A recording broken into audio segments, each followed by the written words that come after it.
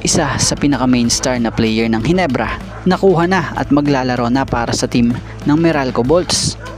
At Shawnee Winston, posibleng kasuhan ng Converge dahil sa ginawa na ito. So ano nga ba ito? So yan ang ating mga tatalakayin. Dahil sa desisyon ni Shawnee Winston na hindi maglaro sa Kadayawan Festival para sa Converge, ay tinitingnan na di umano ng kampo ng Converge Fiberxers kung meron ba itong nilabag sa kanyang kontrata. Kasamang nagpunta sa nasabing festival ay hindi nga naglaro si Shawnee Winston dahil di umano meron itong iniindang injury. Pero di naman kinakagat ng Converge dahil ilang araw na din nila itong nakakasama sa kanilang mga ensayo.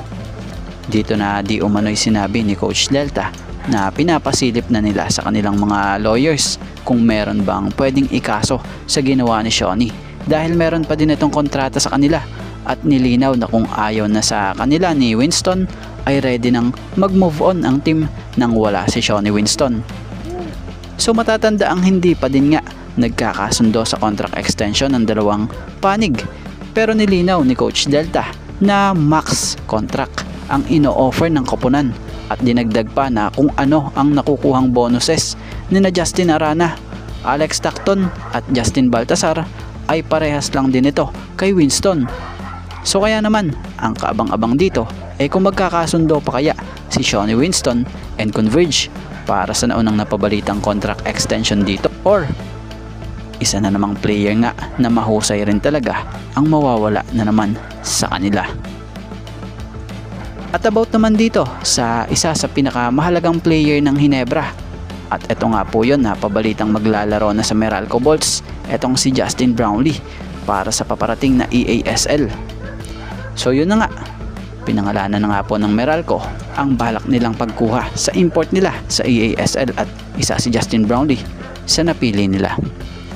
So marami mang mapait na pagkatalo kay Justin Brownlee etong Meralco. Hindi ito naging hadlang para kunin siya na import dahil iisang bansa at gusto din naman ni Brownlee na irepresenta ang Pilipinas sa pamamagitan ng paglalaro. According to Spin sources, credit po, San Miguel Corporation officials made Brownlee accessible as an alternative in case the Bolts request JB services. According to Spin's credit po, the offer to the Bolts came from SMC Sports Director and Ginebra Team Governor Alfrancis Chua.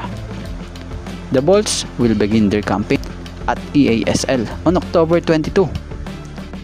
Brownlee will not be committed to Ginebra at the time because the PBA's 50th season begins in October with the All-Filipino Philippine Cup. Based on EASL rules, each teams are allowed to field 2 imports and a naturalized player. The Bolts fielded Gilas Pilipinas naturalized player Ange Kwame last season, but they can also tap JB for that spot if they want.